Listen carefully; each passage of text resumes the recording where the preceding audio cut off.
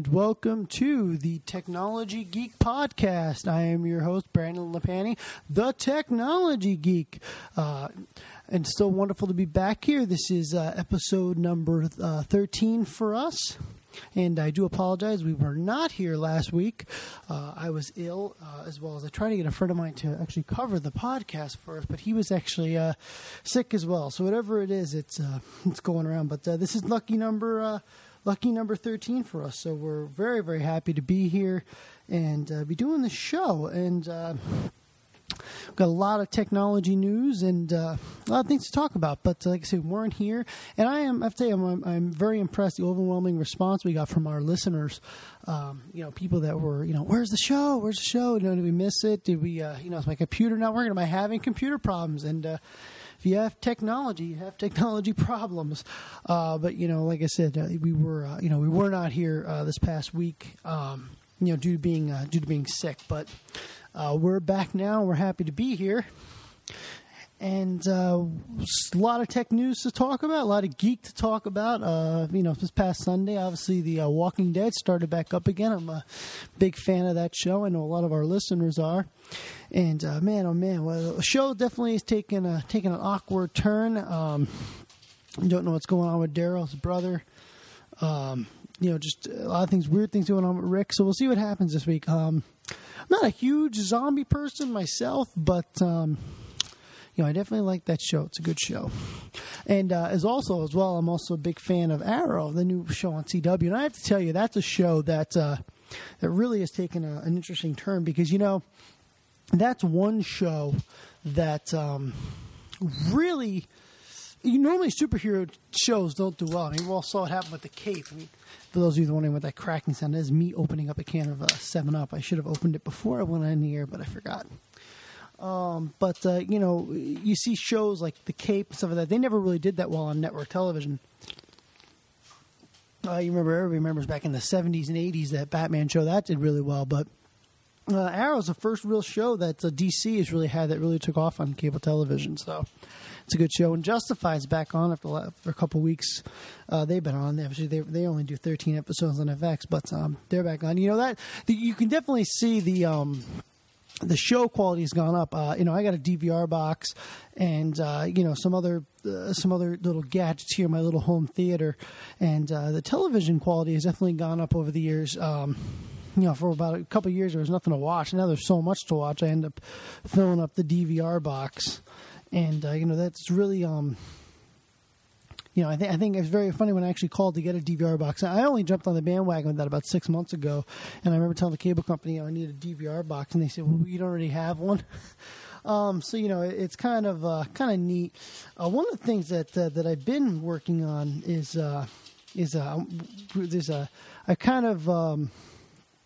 I have really gotten into this whole Slingbox thing. I don't have a Slingbox yet, but I've been testing one out, and that's a really interesting hard device where you record the stuff, and then you can actually watch it on your phone right from the DVR, and that's kind of neat. I know a lot of people have it and stuff like that. I know a lot of people have it. I know you have a lot of services like Verizon and stuff like that offer that now as a paid service, but Slingbox is kind of neat where you actually have the device is actually yours. You own it. You don't have to pay the cable company for it, and then being able to actually watch shows right from the right from your telephone, right from your home, DVR box. But, you have to watch that because one of the things that I've found out since I'm testing one is you have to really be careful because myself, I know my downstream is great, but my upstream isn't that good. And when you're watching something from your home DVR box, you're obviously working with your upstream. And to watch HD video on an upstream is not so great. So you might want to check with your cable provider and see what your upstream is before you think about getting one of them. But I know one of the big reasons a lot of people I know have gone with DirecTV lately is because of that whole 6-room DVR, which is incredibly cool, by the way. I really, really like that product. The whole 6-room DVR is just an incredible idea, and is wonderful from Direct. I personally have actually thought about switching to DirecTV or even Dish with the Hopper and stuff like that. I've been thinking about it. The cable prices are going up, and I'm thinking about getting it myself. But we'll see how it goes. I know we're at our location where we actually have our store. By the way, our eBay store. You find all of our items on our eBay store, aacrstore.com. We have all those. We have a very great upstream, and you get all the difference just that little bit. At home, I think I have 756 up, and at the store I have 1 meg, and you can definitely see a difference how fast the internet goes. And even with downstream, you see a difference because when you have more upstream, you actually have more downstream because of the way the internet works. So it's actually very, very neat, item. And, it's great. Especially what's really great is when you upload the podcasts right from the office because you have the 1 meg. It's pretty quick. One of the things I wanted to say, too, is talking about television is The Rock coming back to wrestling. He's been back on. Him and CM Punk are feuding right now. I don't know how many of our fans are actually wrestling fans. I know myself. I'm a bit of a wrestling fan myself. I like it. One of the reason why I'm talking about them is because of the whole big push with them for actually with this whole, they want to be the first interactive show, and they actually have their app got updated, and you can watch their show right through the app. They have Twitter polls every week. They have all the shows are on YouTube now. They're actually talking about the WWE Network could possibly be the first paid YouTube channel because YouTube's going to paid channels now, and they're actually talking about having YouTube actually as a paid channel, as having WWE as one of the first paid channel on YouTube. I mean, obviously YouTube does an incredible amount of stuff, especially dealing with. The State of the Union address and stuff like that, and they're all live. But to actually have a pay-per-view channel, WWE's actually talking about doing pay-per-view right on YouTube and doing having the WWE Network, which they've been working on for years, having it streamed right on YouTube, and that would actually be incredible for WWE to actually be involved with that because they've been trying to do this WWE Network now for a couple of years, and it's kind of been a pipe dream. I mean, they have the WWE On Demand, but they've been trying to do this WWE channel, which hasn't worked out for them. So it'd be neat to see if they can snag it. I think it'd be a huge thing for YouTube. I mean, look at what WWE, the following, look what they have done just to the app Tout. I mean, Tout, like almost pretty much, nobody knew about them until WWE went ahead and, pretty much did their thing and got them, kind of just started with they kind of took Tout on board and look at what it did for their popularity. I mean, look what it did for popularity. YouTube was popular obviously before, but what were they saying? WWE is one of the top hit channels on YouTube every week. I mean, that's definitely showing you the power of World Wrestling Entertainment. And yes, I am a fan, but I have an incredible respect for them as far as the amount of power that they have as far as an audience goes. I mean, it's just amazing. I mean, if we had an eighth of that audience, we'd be happy. Which we do have a wonderful audience, by the way. All of you are wonderful. We have been growing very, very quickly with our audience and our popularity, and I want to thank everybody for that. But it's really the truth. It's just they have an incredible audience, an incredible following, and people have been watching since they were kids. I mean, how many shows? Can do 1,000 episodes. How many shows can have people listening since they were kids? So it's really wonderful. And speaking of listening, I probably should have done this before we started the podcast, but I didn't. I'll talk about our sponsor. We probably should have done this at the beginning of the show, but we didn't. Hey, live and learn, right? I want to say our wonderful sponsor at Audible. Audible, listen to all your audiobooks right on the computer. Fabulous service. Listen to any books you want to listen to. I'm actually kind of right now, I'm going to be I've seen the movie, but actually I'm going to read the book, Howard Stern's book, Private Parts. I'm actually going to be listening to that recently. I was working on right now Bill Clinton's biography. It's a great book as well. And it's great because while you're driving, I know myself, I spend 2-3 hours a week in the car, and I can listen to books as I go. And it's really, really just a fabulous, fabulous service. And that's Audible. And if you could go to audibletrial.com/thetechgeek, this way we get the credit for it. We'd greatly appreciate that. This way we can go ahead and keep doing all these wonderful shows and all that for you, and keep our audience and pay for the website and all that type of stuff. We'd appreciate that. We don't, the content and the shows are free. They have been. They always will be. We just make money on the sponsorships. And we're very, very grateful for that. And we thank all of our wonderful listeners who listen to our podcast. speaking of radio hosts, listening to the Opie and Anthony show, it's pretty sad when I'm so busy that I get my news from the Shock Jocks, Opie and Anthony. They're a show, like any of you guys have heard me talk about them before. They're a fabulous show, and I really, as far as being broadcasting, I really look up to those guys because they've done. I mean, I know they're shock jocks, but they've definitely treaded their mark in the industry. So is Stern. I mean, he's just in my opinion, I don't care for him, but I think he's definitely a legend. You can't take anything away from him as far as that goes.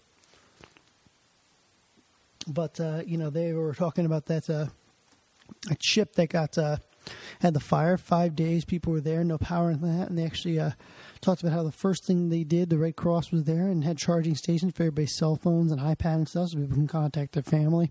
It just shows you how reliable we've gotten on these devices where the Red Cross actually has 10 years ago, tells somebody the Red Cross can have a charging station, they look at you like you're crazy, but now it's just a part of, it's just a part of, just a part of life and a part of what everybody does. So it just shows you how reliant, we are on the web and how everybody relies on their mobile devices, tablets, phones, all that stuff. So, by the way, speaking of that Slingbox, I was doing a little research while I was talking to you guys here, and actually, the Slingbox 500 retails for $269.99, and the Slingbox 350 retails for $178. Now, you have to remember one thing too with the Slingbox is, like I said, if you get it like myself. If you get it from a cable provider, obviously you're paying for it every month. But obviously, if anything goes wrong with it or if there's an update, the cable company does it for you. It's like you're renting it. With this, you're on your own. Something breaks, you're on your own, and that's the downside of it. But it's got support for Windows PCs, Macs, iPad, iPhone, Android devices, Kindle Fires, Boxy. It's got all this stuff. So it really is a really great product. But I just want to bring that up because I know we're talking about that before, and I just want to do some research on it for those of you that's interested. But of course, we can't forget about our wonderful sponsors at Roku. But you have to remember too, folks, is this is different than a Roku? I actually just got a tweet from somebody asking me what's the difference between a Roku and a Slingbox. And the difference is, by the way, folks, you can find me at Lapani Tech on Twitter. The difference between the two, by the way, folks, is that you're actually going with a Slingbox. You're actually recording cable television. With the Roku, it's all streaming. That's the difference. And the other thing is too, as I was reading more on that whole the Hoppa thing from Dish, and that was something too that was really something that I was kind of looking into. Is I was wondering why there was such a huge problem with the Hopper, and I guess the difference between the Hopper and the DVR is with the DVR they say you actually see part of the commercials because you fast forward through them. With the Hopper, you don't see them. You're just skipping over them. I guess that's what everybody's problem with the Hopper is. Can't argue the fact that it's a wonderful technology, though. Can't argue with that fact at all. They are a wonderful technology. I know a lot of people that have them, and they're very, very happy with them. So, as far as the tech news go, not to bore anybody, but there's a bot out that's running via Skype and MSN Messenger. Well, with MSN, you don't have to worry very much longer. They'll be shutting it down. But as far as spreading through Skype, there's another bot. There's been so much of this going around lately. It's getting almost to the point of I feel like I'm talking about a bot every week on this show. It's just getting to the point where, it's just every week there's just a new bot out there. It's getting really, really really, really crazy out there as far as the bots go. We all read, recently Facebook and Microsoft teamed up together to stop one bot. And, I'm sure somebody will help stop this bot. But, it's just amazing out there. So, let's see what else. By the way, another emergency patch coming out for Flash. Like we didn't see that coming. One of the things I wanted to talk to as well is this past Tuesday there was 57 flaws total that were patched. One of the reasons why they're saying Microsoft patched as much as they did, because this was a really heavy patch Tuesday, is because the new Pwn to Own is coming out. And I guess Microsoft wanted to be as patched as they could before Pwn-to-Own comes out, so they don't get as much bad PR. I don't think as many. Microsoft can put about as many patches out as they want. They're going to be a target of Pwn-to-Own. So, it's just one of those things. I know they're trying to do it for better press, but I don't know if they're going to help. If they're going to help their cause that much, they always get picked apart at Pwn-to-Own. It's just not. It's just the way it is with them. There's nothing you can do about it. They always get picked apart. Sorry, Microsoft, but you're a target. When you're the biggest dog in the fight, you always tend to get picked on the most. Oh, let's see what else we have. So much for the show. Just so much for the show here. It's like, where do you start? Well, the one thing I want to say too is that Twitter's going to two-form factor authentication. After this recent cyber attack they had. So that'd be kind of neat to see what they actually pull off. Google obviously offers two-form factor authentication. We blogged about that about maybe a month or so ago. But now Twitter's going to. I think a lot of companies are going to go to it. As time progresses, something you have, something you are, something you know. The two-form factor authentication. I think a lot of companies are going to go to that. I'm surprised Yahoo hasn't, with all the latest flaws and with the way those Yahoo hacks have been being sold on the black market. I'm really surprised Yahoo hasn't gone with something like that yet. I'm sure they will, but I just don't think. I just think they just haven't yet, and they're going to. But I just don't think they. I just think Yahoo's always seemed behind. They always are, for some reason. Even with this new CEO, she's doing a fabulous job with the company, but, they're still always behind, and it's really a shame. A company that was really ahead of their time at one point. Oh, by the way, folks, we had that blog post the other day about the police seizing the Easton Area School District Administration computer. That was just a sad story. I just want to get that out there. I don't know if any of our listeners are local, but that was actually not too far from here, maybe about an hour and a half, 2 hours from where I live, and it's one school district that definitely needs to get their act together. This isn't the first time they've been in the news, and it's not the first time they've had staffing issues. And let's just leave it at that. The latest jailbreak, however, though, for the iPhone, speaking of Apple devices, one of the most popular ever, I guess, is getting really popular now to jailbreak your iPhone. And that doesn't surprise me. It's... people they're buying these devices, they should get to do what they want with them. And I guess a lot of the reasons why people are buying them is because they're trying to tether them. And I guess that's obviously a hot issue nowadays. Everybody wants to tether their phones so this way they can, go ahead and do what they want with them.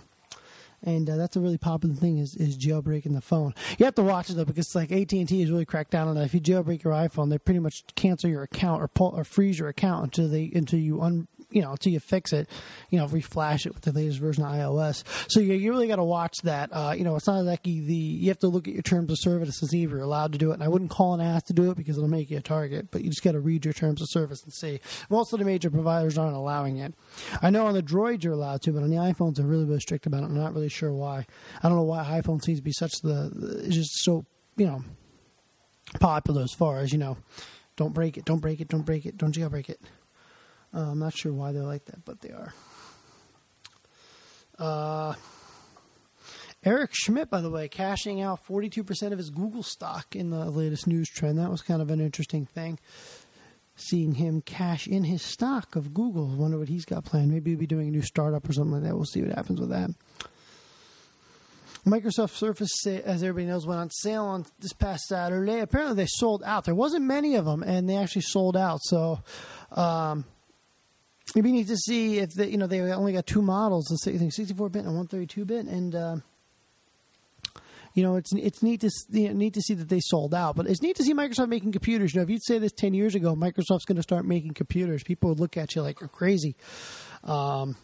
The whole thought of Microsoft making a computer was just like, no way, Microsoft will never do that. But now they're a computer manufacturer. They used to make software for computer manufacturers. Now they're manufacturing their own computers. And I can only imagine that this can't be a hugely popular thing among the PC hardware manufacturers because, Microsoft's now making the software and producing the hardware. And it's just taking, food right out of the mouths of the PC manufacturers. And we all know they're crying, okay? We all know the PC manufacturers are crying. That's no news there, okay? All these PC manufacturers are really slowing down as far as their production goes. So, this is just making it even worse for them. But, They had their days, especially the bigger companies will survive. IBM, obviously, HP. The bigger companies will survive, but I think like Dell really looks like they're really hurting, and some of the smaller vendors as well are really hurting. We saw System X close their doors, quite a little while ago, maybe about halfway through the year. It's just a really, really tough time. The tablet industry's hurting. People used to buy, a computer for every single person in the house. Now people buy one or two computers and buy tablets for everybody else because they're cheaper. It's just the nature of the business. I mean, look at how many TV repairmen there are anymore. I mean, not many. The computer industry might get that way in 5, 6, 7 years. Well, we don't know. We don't know where it's going to go. But I can tell you one thing is that the computer sales are dropping off. We see that. And I think the other thing, too, is, hardware isn't really progressing like it was before. And I think that's the other problem. And the other issue is, there's still a lot of Windows XP out there. People have not bought new computers. And the reason is, Microsoft thought they were going to do a $35 upgrade, and you get a new, you upgrade to the latest OS. Well, first of all, if the machine's got a gig of RAM, Windows 8 is just going to kill it. The second thing is too, a lot of people don't get Windows 8 until they buy a new computer, and the people hanging on to computers 4 or 5 years, it's tough. You have to look at the economy. You have to look at what people are getting, what people are buying. It's a tough business out there right now in anything. And, the PC manufacturing is they're taking a hit just like everybody else is.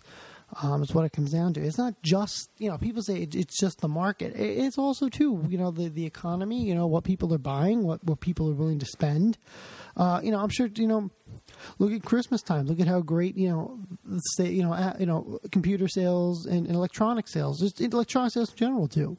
And now look at tax time. Once everybody gets tax returned, it booms. It's just the time of year when people get money, they're and they're willing to spend. It's just the way it is. Unfortunately, it's just the way it is right now.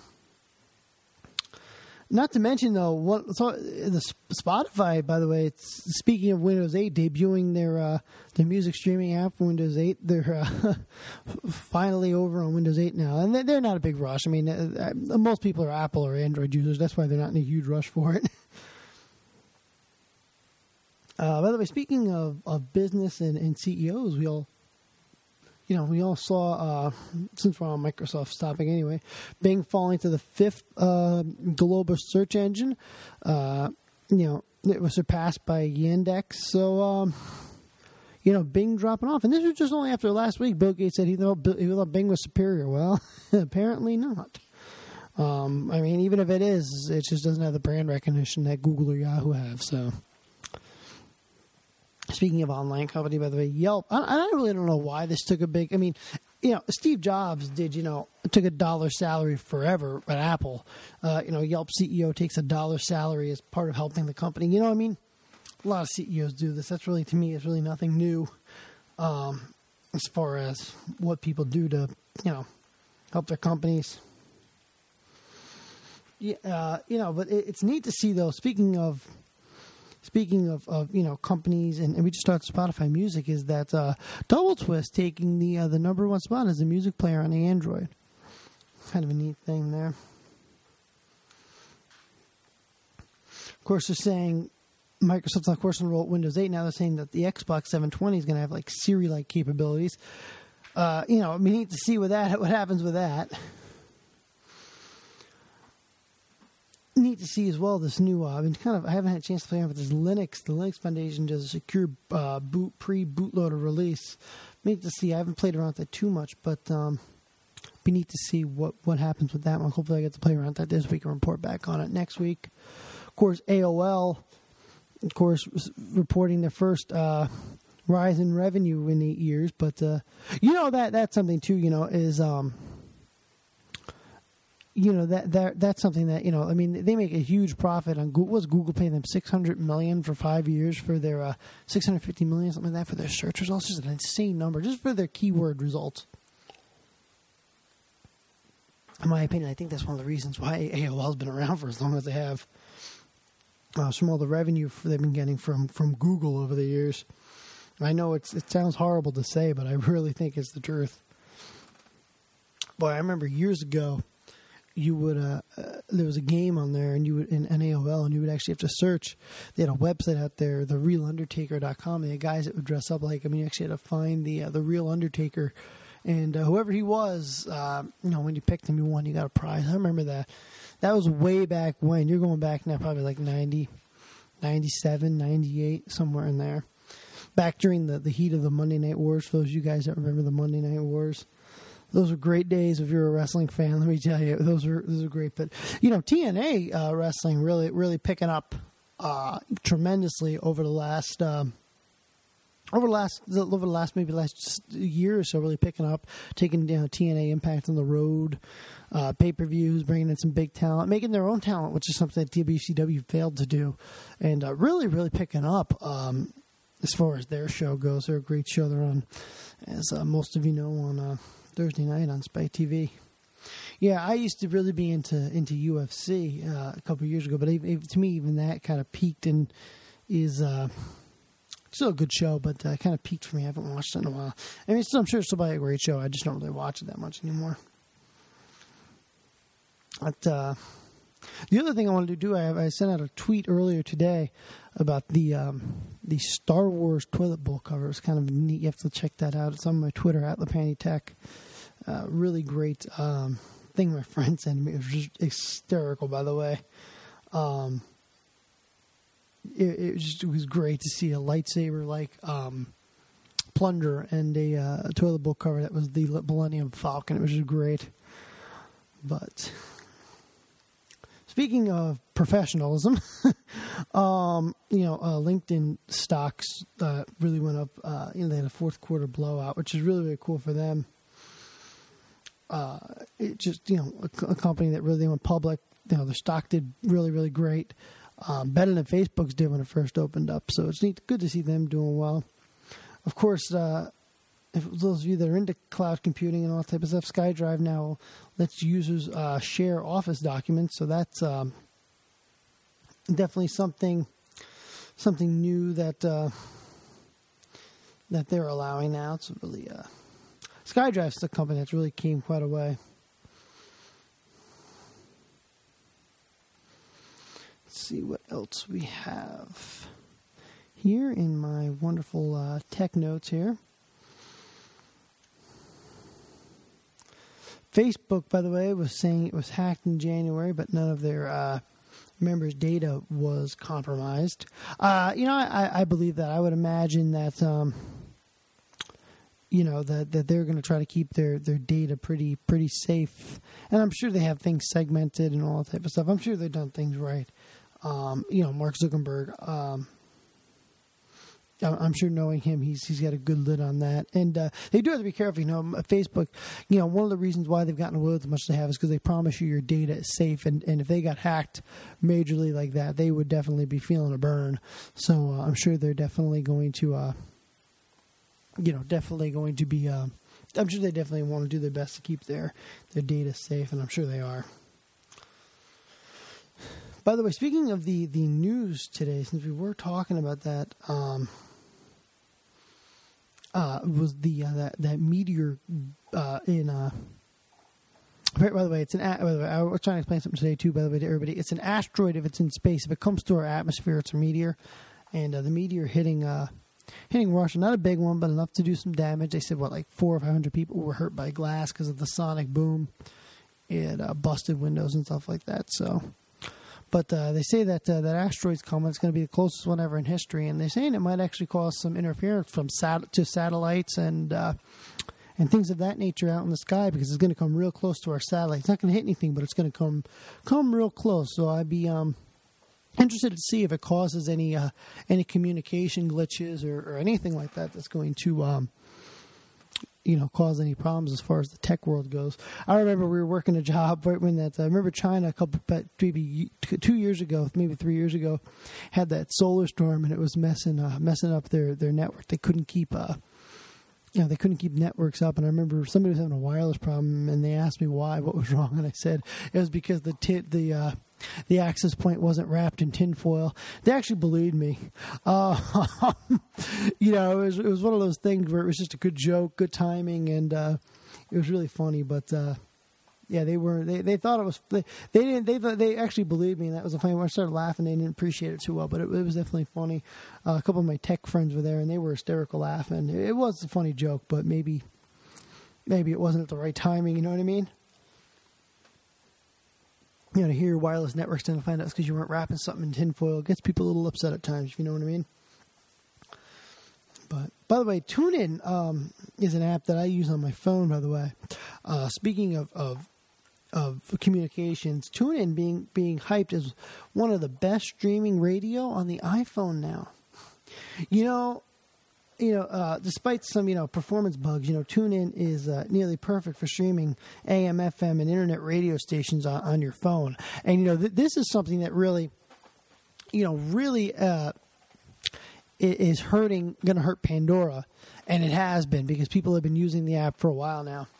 And this is something as well that it also Sirius XM was really onto this with their on demand, allowing you to get talk shows and all that on demand. Obviously, you have to pay for it, but they're really going with that, and that's kind of pretty much they have the same thing for their own service.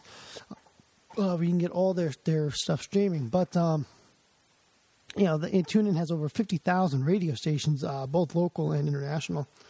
And it's fabulous. You can get any podcast on there. You can get our podcast on there if you really want to. Because they pull feeds from iTunes from everywhere, and they're just. I haven't found a show I can't get on TuneIn. It's just a fabulous service, and and the other thing too, if you want to see what local radio stations are around, you just turn on the GPS on your iPhone or Android device, and it tells you the local radio stations. It gives you an enormous amount of listening content, genres, all this type of stuff. Podcasts, it's just anything. I have not found anything on there I can't listen to. I'm a big talk radio listener, and I really love them. I listen to the Joe Rogan Experience on there, the Bill Burr Morning Podcast. I listen to obviously the Tech Guy with Leo Laporte. Alex Jones. There's so many great radio shows on there, and you can find them all right on there. You can listen to them live, or you can listen to them after they've been recorded. It's just a fabulous service and a fabulous app, and it's really gained some definite popularity. And I'm very impressed by them, and they're actually starting to take some food out of Pandora's mouth. So we'll see how that goes. One of the things that since we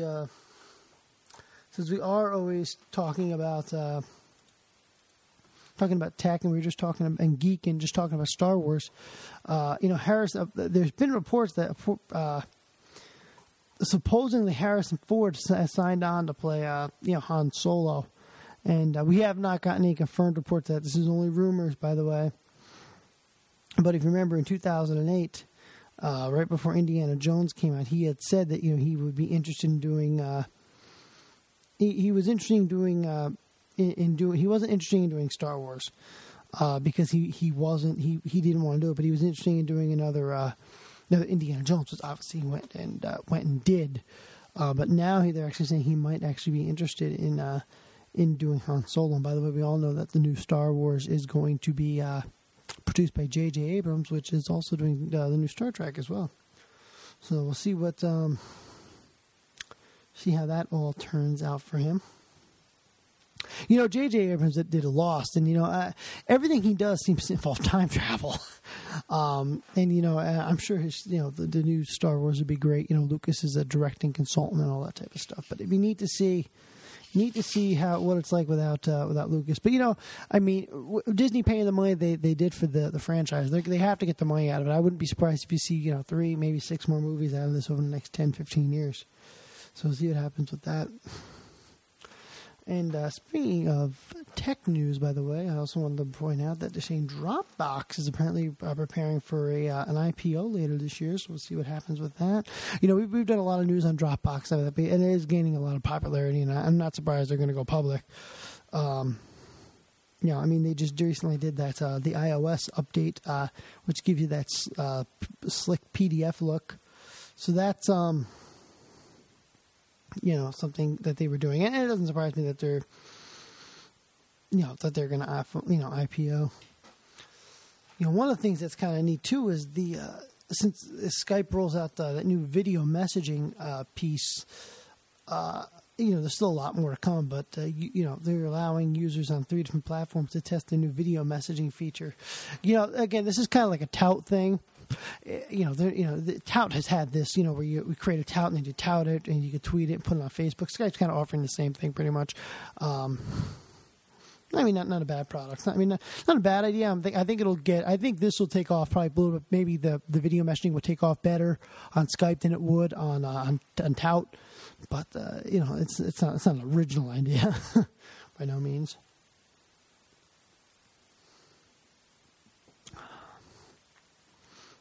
They're saying the Apple stock dropped, by the way, recently because of that some kind of hedge fund. I don't know if I believe all that. Apple always seems to have an excuse when their stock tanks. It just seems like they're never willing to, take responsibility when something happens. But who knows? That's just me. One of the things I'm neat to see with the Opera buying Skyfire, what that's going to do, what they're planning for their. There hasn't been any word on what they're going to do. They're just saying they bought it, for $155 million. We'll see what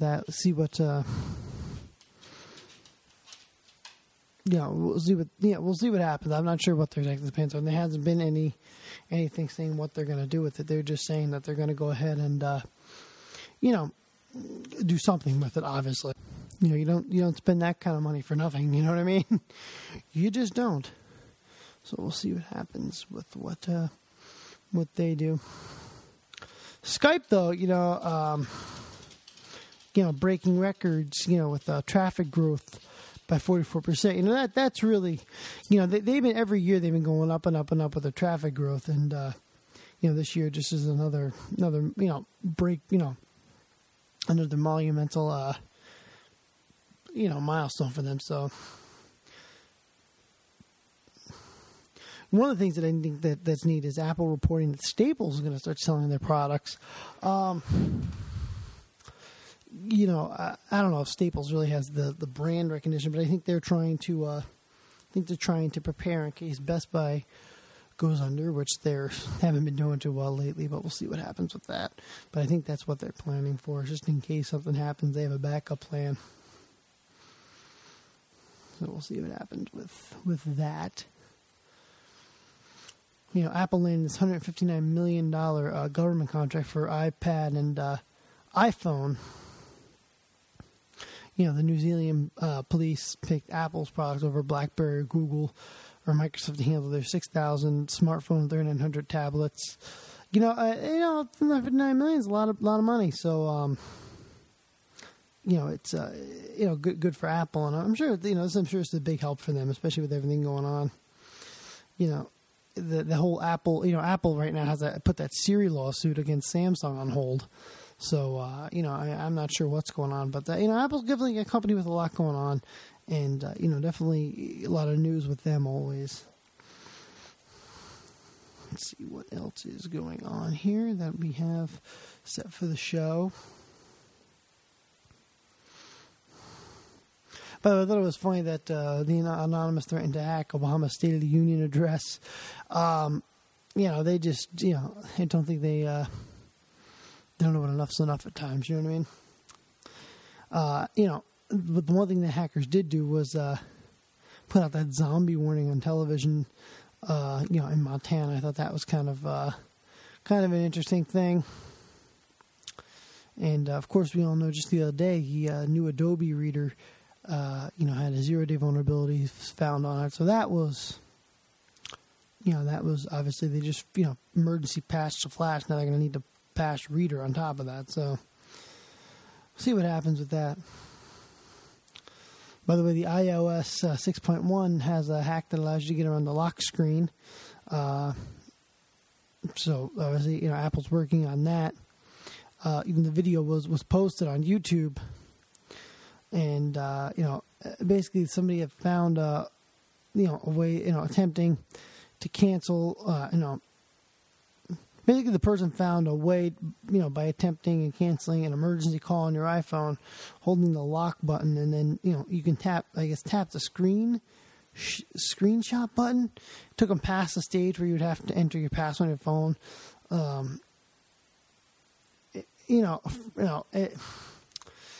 I don't know about that. I'm sure, the flaws out there get you past the password on the iPhone screen, but from what I'm reading here, Apple promised to fix the hole in iOS 6.1 in the next software update, which is preparing to come out very, very soon. There's also apparently some other glitches that Apple knows about which they're not saying, so there are some other security flaws in there. So no, I'm sure Apple's going to patch that. They're pretty good. I have to say one thing about Apple. They are susceptible to viruses now, but you don't hear much about them getting hacked because they have been really good. I have to give Apple their props on that. They've been really good about patching the holes right away as soon as they come out. So I have to give Apple their due on that. They definitely do a good job. A good job of that. Just can't be good journalistic speaking right there. They do a very good job of patching the holes right away as soon as they come out. So I have to give them their due as far as that goes. Yeah, like I said, I do like Apple devices. I have had Apple devices for a while, but recently I've just been really hung up on the Android devices. I think Android's a good product. It's cheaper, but it just like anything else. It really comes down to personal preference. The Apple does have the this is cool type of thing going on, but the Droid does have this is the customizable thing. Going on, so it's kind of a neat, kind of a neat, they're both very neat products and they're both very cool products. I do like both of them. So, and we roll on now to the. Looks like what I'm thinking here is we just going through my show notes here. And I think what we're going to do now is we're going to go ahead and we're going to jump over to our question and answer section, which is something that I know everybody enjoys as part of this wonderful show we do here. And again, I just want to we're going to jump over here to our Audible sponsorship one more time. audibletrial.com/thetechgeek, and you can get all wonderful audiobooks from Audible. They're a fabulous company. Listen to all your wonderful audiobooks on tape, and they're a wonderful company, by the way. Actually owned by Amazon now. They were an independent company, but they were just purchased by Amazon not too long ago. And just a fabulous app company. You download the app, listen to the read the app right on your read the book right on your phone, and you can go through the chapters, go through all that stuff, and listen to the book. Listen to it on your Kindle, listen to it on your iPhone, Android device. Just a really wonderful service. And years ago, you would download books, MP3s, and you played a different song, you forget where you were, or you lose your place. Not with Audible. With Audible, it saves your spot for you. You have bookmarks and all that type of stuff, and it's an independent app from your actual music playing app. So it's really a wonderful service. And that's audibletrial.com/thetechgeek. Get a free 30-day trial with us. And we appreciate it, so we get the credit for it. And they really are a wonderful service. Anybody that's an avid book reader or a book lover should definitely go ahead and get that. So it's, again, audibletrial.com/thetechgeek. And a lot of questions this week, which is really good. Some home theater questions too, which is a little bit interesting. We haven't had too many of them, but we have quite a few. Here. The first question we have: what would be a good budget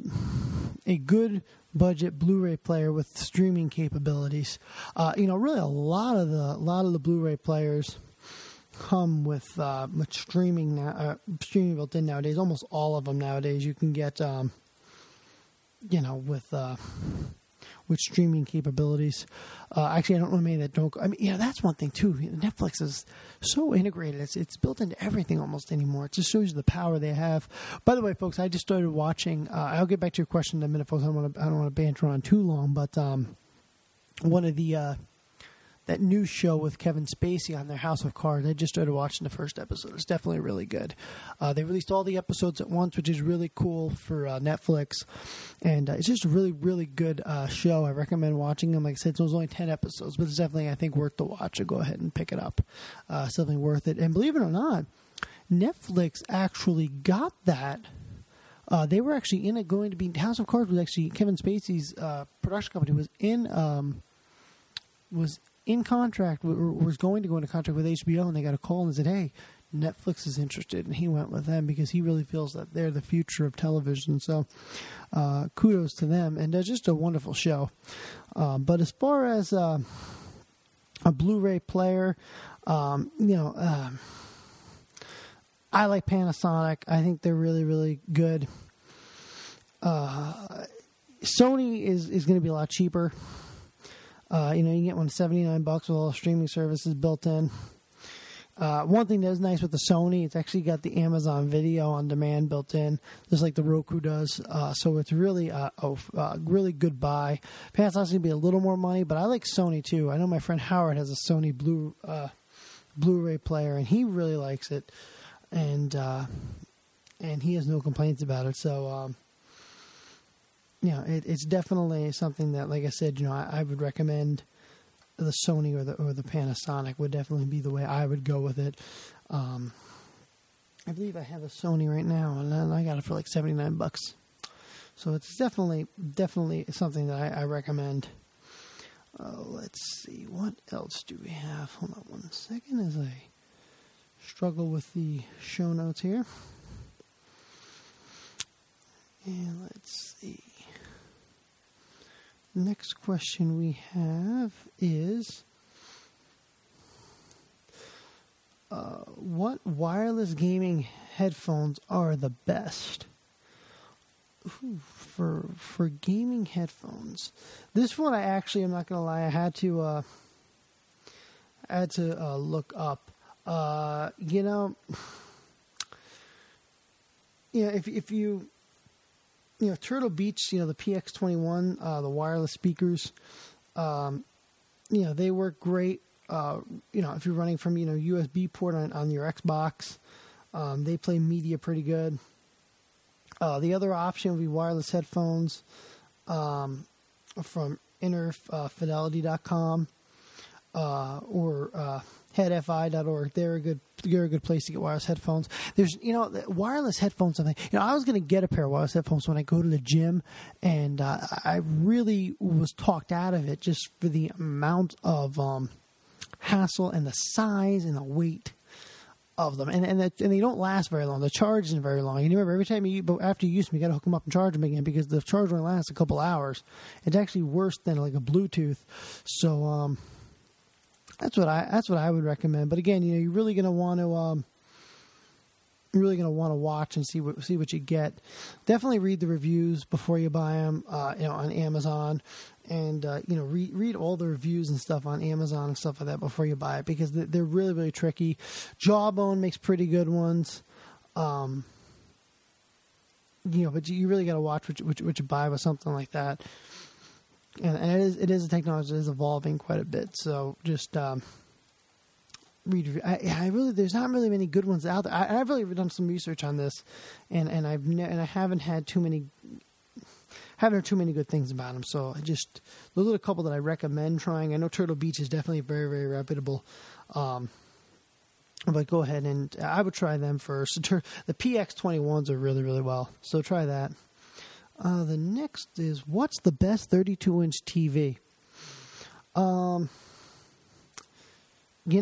Philips makes a good 32-inch. Vizio makes a good 32-inch. I'm not sure what your budget is.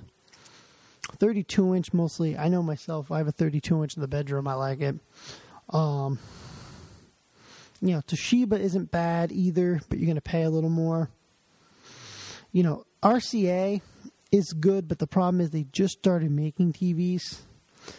The Vizio, depending on the budget you're in, probably going to be the most reasonable. RCA, though, does make a good TV. Like I said, the Philips make a good TV. The Philips actually known for the reliability and the lifespan of what Philips is known for. But Vizio is going to be probably the best bang for your buck. But as far as life goes, I know Philips is known for their very long lifespan. So it really depends on what you want to do. Philips not known for the quality, but known for the lifespan. Vizio is the best bang for your buck. RCA going to be a little more expensive, but a little better quality. How can I speed up my old computer? There's a lot of things you can do. Add more memory to it. That's an idea you can do. Run Spybot, malware bytes. I have to make sure there's no malware on it. Do an MSTSC on it, and I'm sorry, MSTSC. Do an MS config on it, and eliminate any services you don't need. Eliminate any startup programs you don't need. That'll speed it up. Defrag, scan disk, just general maintenance stuff. One thing I would recommend is get a can of air, open up the case, and when it's off, by the way, make sure it's off and unplugged, and spray out all the fans, the processor fan, all the cooling fans, the power supply fans, all that stuff. It can definitely help you speed up your machine. That's what I would recommend for that. People say, well, I'll just upgrade. I'll upgrade my computer, or something like that, and upgrading your OS isn't going to speed it up. If anything, it's going to slow it down. So I don't recommend that. How can I get my analog fax machine to work with VoIP? VoIP is voice over IP. You're not going to, really. What I would recommend is, though, what you could probably do is you can just use what I use personally. It's just an online fax program.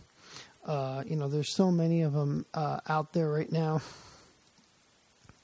I mean, I can tell you the one that I use right now. I'm just pulling it up on my computer. Probably just go on an online fax program. There's so many of them out there right now. Myfax.com is an internet fax service. That's the one eFax is another one you can. There's two I rattled off the top of my head. I didn't even look at my computer yet. Those are ones you can use. Just go with an online fax company. It's just going to be, you're going to save so much hassle. Just go with an online fax company. That's probably the best you can do. Don't worry about your analog fax machine. If you have a scanner and an internet connection, you can pretty much fax anything now anymore. My goodness, you can even take it with your phone if you wanted to and email it to somebody. And I'm curious why you need to fax, by the way. If you don't, if the person that sent me that question can get back to me, even why you need to fax and why you just can't email them a document that you've taken a picture of or scanned. I'd be interested to know why. That's kind of an interesting question. Faxing is something that's with email slowly kind of going away. But like I said, those two options are fine. eFax or MyFax, they'll be fine for you. How do I fix a stuck Windows update? Well, you could update. You can do the update manually. That would work. That's what I would do. Do the update manually. What you do is you can just find the KB number, just go download the update manually. That's what I would recommend doing. The other thing you can do is Microsoft has a tool to rebuild your WMI, because the odds are a chance if you have a stuck Windows update, you have a WMI problem. WMI stands for Windows Management Interface. This is a WMI repair tool you could try. The other thing you can do is download ATF Cleaner, clean out your temp file. Clean out all your temporary files. You might have a stuck temp file or something like that. Clean out your backups, your system restores. That could be causing you a problem, too. Check your drive space, too. You might be running out of space if it's an older computer. Those are my recommendations for that. What's the best video blogging camera? Yeah, that one was one, too, that I had to look up before the show started. Because that is that was an interesting one. And I do have the answer, and I had it here in front of me, and now I can't find it. This is embarrassing, by the way. This is a little embarrassing, by the way, when you're trying to, live on the air here, and you can't find the answer to a question. If I do remember right, here it is.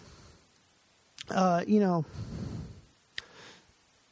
Canon makes a good camera. Nikon, they make a good camera.